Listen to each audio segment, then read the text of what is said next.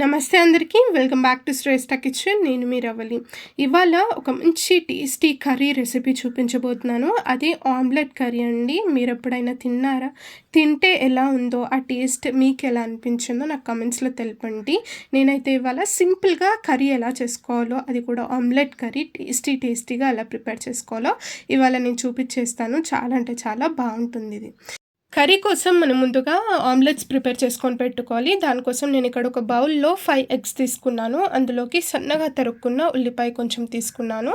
ఆ తర్వాత 2 పచ్చిమిర్చిని ఇలా సన్నగా తరుక్కొని వేసుకున్నాను. అలాగే ఒక పావు టీ స్పూన్ మిరియాల పొడి, మనకు ఆమ్లెట్స్కి సరిపడా ఉప్పు వేసుకోవాలి. అలాగే పావు టీ స్పూన్ పసుపు అండ్ కొంచెం కొత్తిమీర తరుగు అండ్ ఒక హాఫ్ టీ స్పూన్ అంతా నేను కారం యాడ్ చేసుకొని ఒకసారి బాగా వీటిని బీట్ చేసుకోవాలన్నమాట.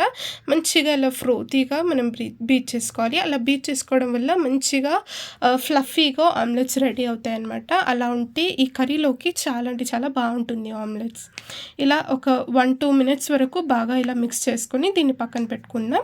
ఇప్పుడు ఒక ప్యాన్ పెట్టేసుకొని, నేను ఇక్కడ పోపు ప్యాన్ ఉంటుంది కదా మనకు రౌండ్గా, అది యూస్ చేస్తున్నానండి.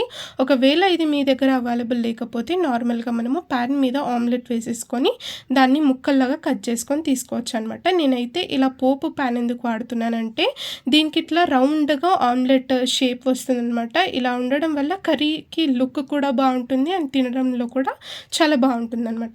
సో ఇక్కడ నేను 3 ఆమ్లెట్స్ వేసుకుంటున్నాను. ఇలా 5 ఎగ్స్తో నేను 3 ఆమ్లెట్స్ చేసుకున్నాను. ఇలా ఆమ్లెట్స్ వేసేసుకొని ఒక ప్లేట్లో పెట్టేసుకొని సపరేట్గా పెట్టేసుకుందాం. చూసారా ఎంత ఫ్లఫీగా రెడీ అయిపోయాయి ఆమ్లెట్స్. ఇప్పుడు మనం కర్రీ ఎలా ప్రిపేర్ చేసేసుకోవాలో చూద్దాము. నేను ఇక్కడ ఒక ప్యాన్ పెట్టేసుకొని ఒక 2 టేబుల్ స్పూన్ల ఆయిల్ వేసుకున్నాను. అందులోకి ఒక 1 స్పూన్ జీలకర్ర వేసుకోవాలి. జీలకర్ర కాస్త వేగాక ఇందులోకి ఒక 3 ఉల్లిపాయలని ఇలా నేను సన్నగా తరుక్కొని వేసేసుకున్నాను. ఆ తర్వాత ఇందులోకి కొంచెం సాల్ట్ వేసేసుకొని ఇలా ఒకసారి బాగా కలిపేసుకుంటున్నాను. ఉల్లిపాయలు కాస్త రంగు మారేంత వరకు బాగా కలుపుతూ ఉండాలండి. మరీ ఎక్కువ బ్రౌన్ అవ్వనవసరం లేదు, కొంచెం వేగితే సరిపోతుంది.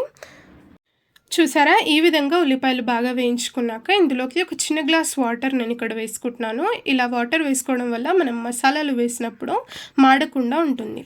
ఇలా కొన్ని వాటర్ వేసుకున్నాక ఇందులోకి మనం మసాలాలు యాడ్ చేసుకుందాం. ఒక పావు టీ స్పూన్ పసుపు వేసుకున్నాను. ఆ తర్వాత ఒక 1 టీ స్పూన్ అల్లం వెల్లుల్లి పేస్ట్ వేసుకోవాలి అండ్ 2 స్పూన్స్ నేను ఇక్కడ కారం వేస్తున్నాను. అండ్ మనకు రుచికి సరిపడా ఉప్పు వేసేసుకోవాలి. ఒక పావు టీ స్పూన్ జీలకర్ర పొడి, 1 టీ స్పూన్ ధనియాల పొడి. ఇలా ఇవన్నీ మసాలాలు వేసుకున్నాక ఒకసారి బాగా కలిపేసుకుందాం.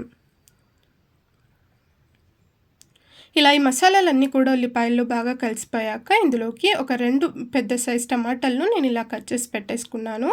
ఈ ముక్కలు కూడా ఇందులోకి వేసేసుకుందాం. టమాటా ముక్కలు కాకపోతే మీరు ప్యూరీ లాగా కూడా చేసుకొని వేసుకోవచ్చు. ఇలా బాగా కలిపేసుకున్నాను. ఒక 2 నిమిషాల తర్వాత ఇలా సైడ్స్కి ఆయిల్ కూడా రిలీజ్ అవుతుంది. ఇలా టమాటా ముక్కలు అన్నీ కూడా మంచిగా మగ్గిపోవాలండి. ఆ తర్వాత ఇందులోకి మనకు గ్రేవీకి సరిపడా వాటర్ యాడ్ చేసుకోవాలి. నేను ఇక్కడ ఒక 1 కప్ అంతా యాడ్ చేస్తున్నాను వాటర్.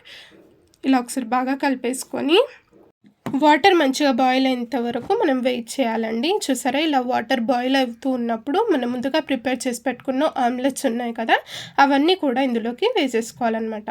ఇలా ఆమ్లెట్స్ వేసేసుకున్నాక ఒక 3-4 మినిట్స్ వరకు మనం మూత పెట్టేసుకొని బాగా దీన్ని ఉడకనివ్వాలండి. గ్రేవీ అంతా కూడా మసాలాలంతా కూడా ఆమ్లెట్స్ పీల్చుకొని మంచిగా టేస్టీగా రెడీ అయిపోతుంది అనమాట మన కర్రీ. ఓకేనా, ఇంత టేస్టీగా రెడీ అయిపోయింది. చూసారా, ఒక 3-4 మినిట్స్ తర్వాత నేను ఇక్కడ మూత తీసి చూపిస్తున్నాను. చాలా అంటే చాలా టేస్టీగా కనిపిస్తుంది కదా. ఫైనల్గా కొంచెం కొత్తిమీర వేసుకొని దీన్ని బాగా మిక్స్ చేసేసుకుంటే మన కర్రీ రెడీ అయిపోతుందండి. సో ఇవాళ హెల్తీ టిప్ వచ్చేసి జీలకర్ర వాటర్.